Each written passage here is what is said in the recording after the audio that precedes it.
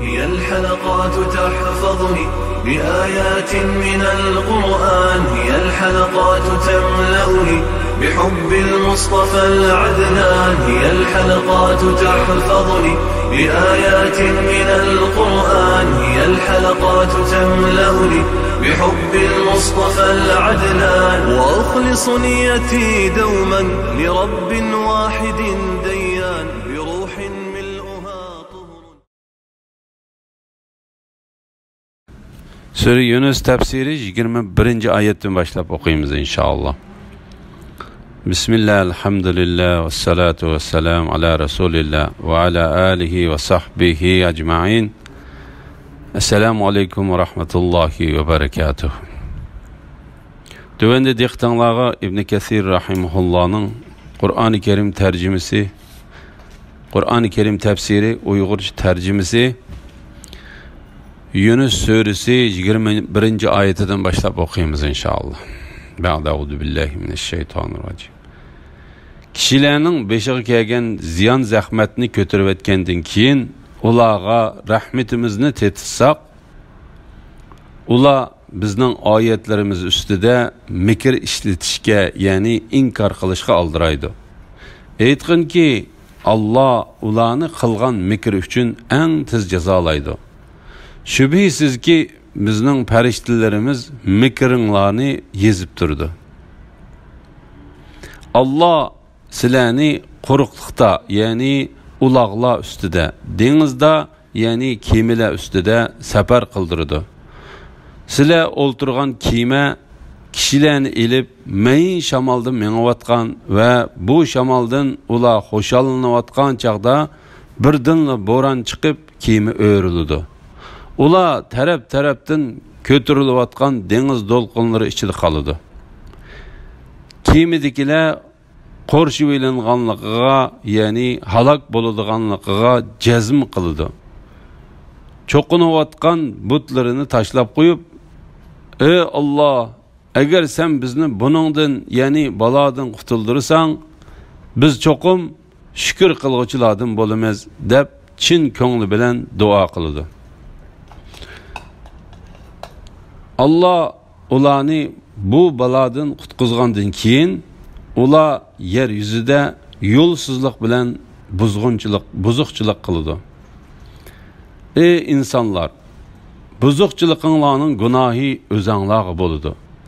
Sizlar bu dunyoning boqisi yo'q shahvatlaridan bahramand bo'lasizlar. Buning hasrati oxiratga qoladi. Ondan sizlar bizning dargohimizga qaytsizlar. Sizlarga qilmishinglarni xabar qilamiz.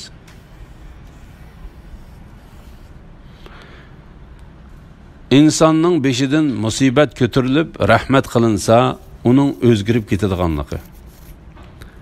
Alloh taolo qiyinchilikdan keyin osonlik, qattiqchilikdan keyin ma'murchilik va qurg'oqchilikdan keyin yomg'ir ato qilishdek har xil musibatlardan keyin ularga rahmat qilinsa, ularning Alloh taolaning oyatlariga qarata hiyla mikr ishlatadiganligini bayon qilib mundaq deydi. Ular bizning oyatlarimiz ustida mikr ishlatishga, ya'ni inkor qilishga aldiraydi. Mujahid bu oyat haqida mundaq deydi. Ular masxara va inkor qilishga aldiraydi. Alloh taolo bu haqda mundaq deydi. İnsonga biror ziyon zahmat yetsa, yotsiydi, o'ltirsidi, tursidi, uni dab'i qilishimizni tilab bizga duo qiladi. Sahih Buxoriyda mundaq bayon qilingan. Kechich yomg'ir yig'ib to'xtagan chaqda Payg'ambar alayhisalom sahobalar bilan fajr namozini o'qidi. Ondan sizlar Rabbinglarning bu kechida nima deganligini bilamsizlar deb so'radi. Sahobalar, Allah va uning payg'ambari bilguchidir dedi. Payg'ambar alayhisalom, Alloh taolo bandilarimdan menga mu'min bo'lgan holatda va menga kofir bo'lgan holatda tong otqizgan kishilar bor. Kimiki Alloh taolaning karomati ve rahmeti bilen bizge yağmur yağdırılıp berildi dese, bu kişi bana iman keltirgen boludu. Ama kimi ki palani ve palani yıldızının sebep bilen bizge yağmur yağdırıldı dese, bu kişi bana kafir bolup yıldızga iman etkan boludu dedi.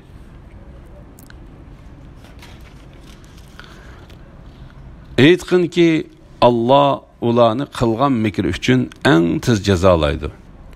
Ya'ni gunohkorlarga men azoblanmaydigan ekanman deb gumon qilgudek darajada qilgan gunoh ishlarida tadrijiy g'ofil qoldirdi va muhlat berdi. Ya'ni gunohkorlarga men azoblanmaydi ekanman deb gumon qilgudek darajada qilgan gunoh ishlarida tadrijiy g'ofil qoldirdi va muhlat berdi. U faqat muhlat ichidadir. Ondan Allah Taala uni tuyuqsiz tutdi. U gunohkorlarning barliq qilgan ishlarini hurmatlik xotirligichi farishtalar yezib sanab qo'ydi. Ondan onun günahlarını yoşurun ve aşkarını bilgici Allah Teala'nın aldıda oturğa koydu. Şunun bilen Allah o günahkarlarının çoğun küçük günahlarına hatta zerrecilik küçük günahıgımı tegişlik ceza verdi.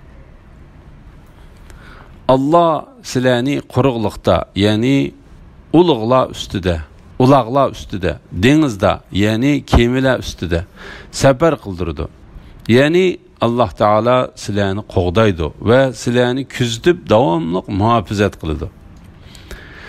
Sile olturgan kime kişilerini ilip meyin şamalda meňiwatkan ve bu şamaldan ula hoşalanywatkan çağda birdinla boran çıkıp kime öğrülüdü. Ula tarap-tarapdan kötürülüvatkan deniz dolqunları içinde kalıdı. Kimidikiler qorşup elenganlygyga, yani halak boludiganlygyga jazm kıldı. Çoqunuvatkan butlarını taşlap koyup, ey Allah, eğer sen bizni bunundan, yani baladan kutuldursan, biz çoqum şükür kılgıcılardan bolamiz, dep çin köngli bilen dua kıldı. Yani ula meyin şamalda meňiwatkan kiyimlerinin sür'etinden huzurlanıp turganda tosatdan denizde qattiq boran çıkıp kiyimler deniz dolqunları içinde kalıdı. Kiyimidikiler mundaq küçük dolqunlarının hücumiga bardoshlik beralmaydiganligini bilip yetidi da Allah Teala'ga şirik qilib olgan ilahlarga dua qilmay yalğız Allah Teala'ga yalvarıp dua qiladi. Allah Teala bu haqda mundaq deydi.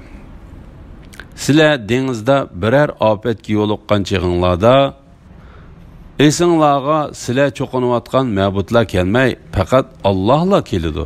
Ya'ni inson mundaq chaqda Allohdan boshqaga iltijo qilmaydi. Allah sizlarni g'arq bo'lishdan qutqizib, aman esen quruqliqqa chiqarganda yuz o'raysizlar. Ya'ni ixlosinglar tugab avvalgi holatinglarga qaytib olasizlar. İnsan küfürlük kılgıcıdır. Yani Allah'ın nimetlerini inkar kılış insanın tabiatidir.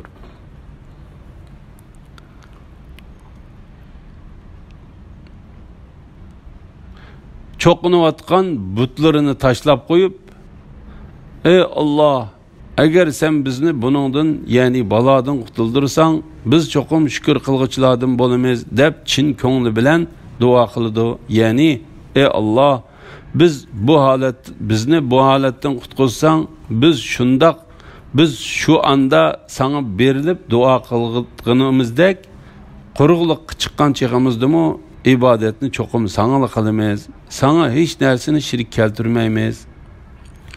Allah ularni u baladan qutqazgandan keyin ular yer yüzüde yolsuzluk bilen buzg'unchilik qiladi. Yani ularni aşundaq haletten qutuldirib olsak, ular xuddi Allah Teala'ga hiç bir dua qilmagandek yer yuzida yo'lsizlik bilan buzg'unchilik qiladi. Go'yo uni ko'tarib yetishimizni tilab bizga duo qilmagandek yomon ishni yana davomlashtirdi.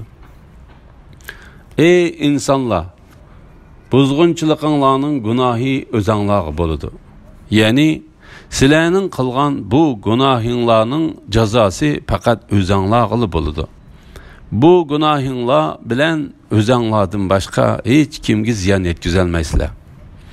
Imom Abu Davud bu haqda Payg'ambar alayhisalomning mundaq deganligini rivoyat qiladi. Zulm qilish va tuqqandarchilikni uzib qo'yish har qanday gunohga qaraganda Alloh taolaning dunyoga tushiradigan azobini tiziltidi va Alloh taolo uni oxiratda qattiq jazolaydi. Sizlar bu dunyoning boqisi, sizlar bu dunyoning baqosi yo'q shahvatlardan bahramand bo'lsizlar. Buning hasrati oxiratga qoladi.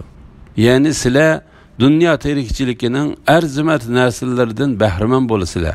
Ondan sizlar bizning dargohimizga qaytsizlar. Ya'ni sizlarning qaytib boradigan joyinglar bizning dargohimizdir. Sizlar qilmishinglarni sizlarga qilmishinglarni xabar qilamiz. Ya'ni qilgan amallaringlarning hammasidan to'liq xabar beramiz va amalinglarga qarata to'liq mukofot yoki jazo beramiz. Kimiki yaxshilikka erishsa, u Alloh taolaga shukr qilsin. Kimiki bu yaxshilikka erisholmasa, u faqat o'ziga malomat qilsin. Hayati dünyanın misali tüz özgürüşüde nimetlerinin bakasızlıqıda kişilerinin onun bilen mağrur boluşuda biz osmandan düşürgen yağmur suyuga o'xshaydi ki onun bilen ziminin insanlar, hayvanlar yeydigan türlük ösümlikleri ünüp çıkıp bir-biri bilan giralishib ketgan, hatto zimin güzel tusga kirgan, chiroyli yasangan. Zimin ilgari uningdan mo'l usul elishga jazmi qilib turgan chaqda nagahan kechisi yoki kunduzi uningga qadoyimiz yetdida ziroatlarni tunugun, ya'ni ilgari yo'qdek butunlay uzib tashlangandek qilib etdik. O'rib tashlangandek qilib etdik. Ya'ni nobud qilib yo'q qildik. Fikr yurgizadigan qavm uchun oyatlarni mushundaq tafsili bayon qilamiz. Alloh kishilarni aman joyga, ya'ni jannatga da'vat qiladi va xohlagan odamni to'g'ri yo'lga boshlaydi. Dunyo hayotining misoli. Alloh taolo bu oyatda dunyo hayotining güzel çiçekleri, güzel manzaraları, asmandan düşürülgen yağmur suyu bilen ziminden östürülgen ösümlüklerini, insanlar yeydiğen her xil, her türlük açlık ve meyvelerini, hayvanlar yeydiğen türlük ot çöp qatarlıklarını ve o nesillerinin tez haraplaşıp ketadiganligini misal kılıp keltirdi.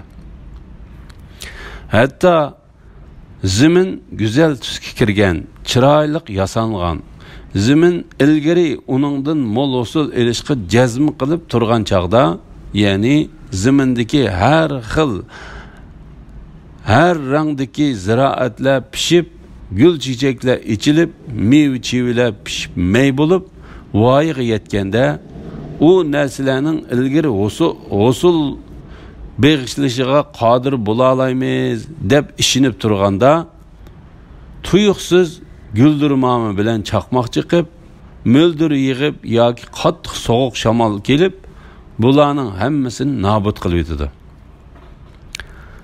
Nagahan kechisi yoki kunduzi uningga qazoyimiz yetdida ziroatlarni tunugun, ya'ni ilgari yo'qdek butunlay o'rib tashlangandek qilib etdik.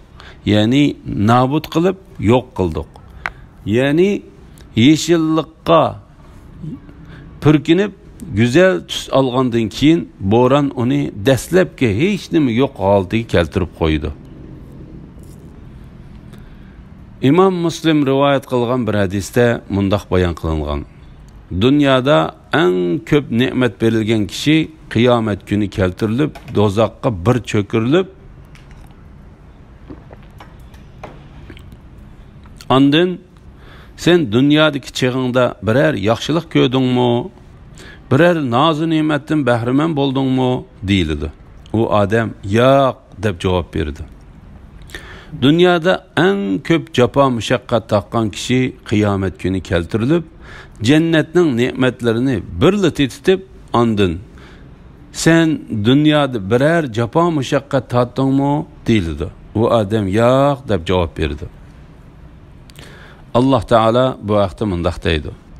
Zalimlarga qattiq ovoz yuzlandi-da, ular uylarida o'ltirgan peti qetib qoldi. Goya ular uylarida turmagandek, ya'ni ularning turgan joylari odamzod tarafidan avod qilinmagandek bo'lib qoldi. Bilinglarki, Samud Robbini inkor qildi. Samud halok bo'lsin. Fikir yurgizadigan qavm uchun oyatlarni mushundaq tafsili bayon qilamiz. Ya'ni dunyo ahli u narsalardan mag'rurlanib va uning husullarini yig'ib olish vaqtida husulga ishonch bog'lab tursa-mu, u narsalar ilgari egillarining qo'lidan tiz yo'qoladiganligidan va siz keraksiz bir narsaga aylanadiganligidan iborat bu misol bilan ibrat oladiganlar uchun dalil paketlarni tafsili bayon qilamiz. Haqiqatan dunyoning tabiati buni qo'g'laganlardan qichish, qochqanlarni qo'g'lashdir. La ilaha illalloh. Allah Teala Kur'an-ı Kerim'deki köpligen ayetlerde dünya terikçilikini zemin ösümlikiga o'xshatish orqali misol keltirdi. Allah Teala bu vaqtda mundaq dedi. Ey Muhammed sallallahu aleyhi ve sellem, ularga, yani kishilarga dünya terikçiliki haqida mundaq misolni keltirgin. U shuningga o'xshaydi ki, biz osmondan yağmur yağdırıp, şu suv bilan zaminning o'simliklari bir-biriga chirmishib bo'liq o'sdi. Keyin u qurib to'kildi. Shamollar uni taraf-tarafga uchirib ketdi. Allah har narsaga qodirdir. Shuningdek, boshqa suralardami Alloh taolo dunyo terikchiligining misolini mush usulda bayon qildi. Mengu yo'qolmaydigan ne'matlarga qiziqtirish to'g'risida Allah Teala dünya terikçilikini ve onun tiz yo'qoladiganligini bayon qilgandan keyin insonlarni mangu yo'qolmaydigan jannatga qiziqtirdi ve onunga chaqirdi. Allah Teala jannatning ayib, nuqson, jafo, mushaqqat ve baloyi ofatlardan aman joy ekanligini bayon qilib mundaq deydi. Allah kishilarni aman joyga, ya'ni jannatga da'vat qiladi ve xoligan odamni to'g'ri yo'lga boshlaydi. İbn Jarir Jabir ibn Abdullah radıyallahu anhuning mundaq deganligini rivoyat qiladi. Bir kuni payg'ambar alayhisalom qishimizga chiqib bizga mundaq dedi. Men haqiqatan tushimda Jibril alayhisalomning bosh tarafimda, Mikail alayhisalomning oyoq tarafimda turganligini ko'rdim. U ikkisidan biri yana biriga Muhammed'ga sen misal bayon qilgin dedi. İkisidan biri, ey Muhammed sallallahu aleyhi ve sellem, quloq solgin, quloqlaring anglaydi, aqlingni ishlatgin, qalbing tushunadi. Haqiqatan sening misoling bilan sening ummatingning misoli qasr bino qilgan, uning ichiga bir uy solgan, ondan u uyga ziyofat tayyorlagan, ondan ziyofatga kelish uchun kishilarni chaqirishga elchi avatgan bir podshohning misoliga o'xshaydi. Chaqirganlar ichidan elchini qabul qiladigan kishimi va uni rad qiladigan kishimi bor. Chaqirganlar ichidan elchini qabul qiladigan kishimi va uni rad qiladigan kishimi bor. Allah Teala şu padişahdır. Qasr bo'lsa islomdir. Qasrdagi uy bo'lsa jannatdir. Ey Muhammed sallallahu aleyhi ve sellem, sen elçidirsen. Kimiki senin elçilikini kabul kılsa İslam'a kirgen buludu. Kimiki İslam'a kirse cennetke kirdi. Kimiki cennetke kirse onun ziyafetlerden yeydi dedi. Subhanallah. İmam Ebu Hatem ve İbn Cerir Ebu Derda radıyallahu anhu'dan Peygamber aleyhisselam'ın mundaq deganligini rivoyat qiladi. Her günü gün chiqqanda quyoshning ikki tarafida ikki farishta turib, ey insonlar, Rabbinglar tarafiga tiz kelinglar. Haqiqatan oz bo'lsa-mu, yetarlik bo'lgan narsa ko'p bo'lib, behuda bo'lgan narsadan yaxshidir deb to'laydi. U ovozni insonlar va jinlardan boshqa Alloh taolaning butun mahluqotlar anglaydi. Ebu Darda mundaq deydi. Allah Teala bu vaqtda Allah kishilarni aman joyga, ya'ni jannatga da'vat qiladi va xohlagan odamni to'g'ri yo'lga boshlaydi degan oyatni nozil qildi. Yaxshi ish qilganlar jannatga va Allohning jamolini ko'rishga noil bo'ladi. Ularning yuzlarini qoriliq va xorliq qoplamaydi. Yani ulağa gam kaygı ve perişanlık yüzlenmeydi. En şula ehli cennet bulup cennette mengü kalgıçılardır. Yaxşı amel kılgıçılarının mükafatı.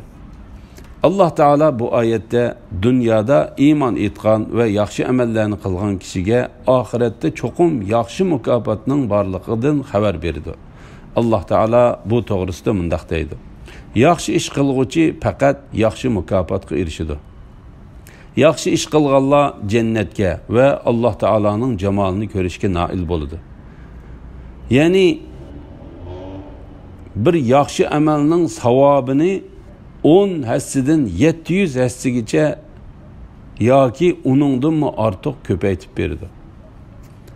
Hassilab berilgan savab qasrlar, shahlar, ko'zlik, hurlar yaxshi amal egilaridan Allah Teala'nın razı bo'lishi ve ulağa Allah Teala saqlab qo'ygan, ular uningdan xursand bo'ladigan narsalardan iborat mukofotlarni ve buningdan esl bo'lgan mukofot ulug' Allah Teala'nın jamolini ko'rishni o'z ichiga oladi. La ilahe illalloh. Allah Teala'nın güzel cemalini görüş hakikaten Allah bergen mukofotlarning en kattisi bulup, bu mukofatga yaxshi amal qilguvchilar o'z amallari bilanla haqliq bo'lolmaydi. Balki ular Allah Teala'nın fazli, merhameti ve rahmeti bilan Allah Teala'nın cemalini görüşke müyesser buludu. Yaxshi amal qilguvchilarning ulug' Allah Teala'nın cemalini ko'radiganligi Abu Bakr Siddiq, Hudayfa ibn Yaman, Abdullah ibn Abbas radıyallahu anhuma ve radıyallahu anhum, Sa'id ibn Musayyib, Abdurrahman ibn Abu Leyla, Abdurrahman ibn Sabit, Mujahid, Ekrime, Amir ibn Sa'id, Ata, Zahhak, Hasan, Qatada, Suddi, Muhammed ibn İshaq ve başka salaf ve halaf alimlerden rivayet kılıngan. Bu haqda Peygamber aleyhisselamdan nurgun hadisler var. İmam Ahmed, Suhayb radıyallahu anhu'nun mundaq deganligini rivayet kıldı. Peygamber aleyhisselam, yaxshi ish qilganlar jannatga ve Allah Teala'nın cemalini ko'rishga nail bo'ladi degan oyatni o'qib mundaq dedi. Cennet ehli cennetke, devzak ehli devzak kirgen çağda Allah tarafından bir jakarchi, ey cennet ehli, çokum sile üçün Allah Teala'nın vaadi qilgan mukofoti bor. Allah u vaadiga vafo qilib mukofotni to'liq berishni xohlaydi deb jakalaydi. Cennet ehli, bizga qilgan u vaadi qaysi? Allah bizning yaxshilik tarazimizni eg'ir ve yüzlerimizni nurane qilmadimi? bizni jannatga kirgizib do'zaxdan qutqizmadimi deydi. Del shu chaqda Alloh taolo ularga jamolni ko'rsatdi.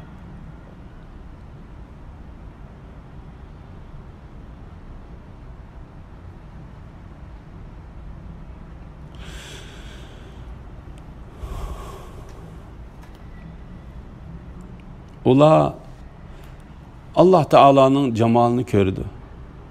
Allohning nomi bilan qasamki, jannat ahli uchun Alloh taoloning jamolini ko'rishdan ortiq ko'ngil xursand bo'ladigan esil ne'mat bo'lmaydi.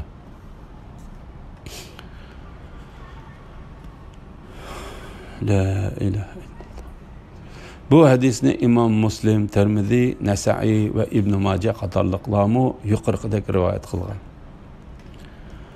Ularning yuzlarini qarilik va xorlik qoplamaydi. Ya'ni ularga g'am, qayg'u va parishonlik yuzlanmaydi. Ya'ni mashhargoh maydonida yaxshi amal qilguvchilarning yuzlarini gunohkor kofirlarning yuzlarini qarilik va xorlik qoplagandek xorlik va qorlik qoplamaydi. Qoplab olmaydi. Ular hech qanday yo'shirin va oshkora kamsitishga va ahonatga uchramaydi. Alloh taolo ular haqida mundaq deydi. Alloh ularni shu kunning sharridan saqlaydi. Ularning yuzlariga nur, dillariga xushallik ato qiladi. Ya'ni ularning yuzlari xushallikdan nurlangan va dillar xursandlik bilan to'lgan bo'ladi. Alloh taolo o'z fazli, marhamati va rahmati bilan bizni ularning qatoridan qilsin. Amin. Elhamdülillah. Yuqorida Sure Yunus tafsiridan 26-oyatgacha angladinglar. Oxirini keyin qitimliq o'qishimiz davomlashtiramiz inshaalloh. Va sallallohu ala Muhammad va ala alihi va sahbihi va sallam. Assalomu alaykum va rahmatullohi va barakatuh.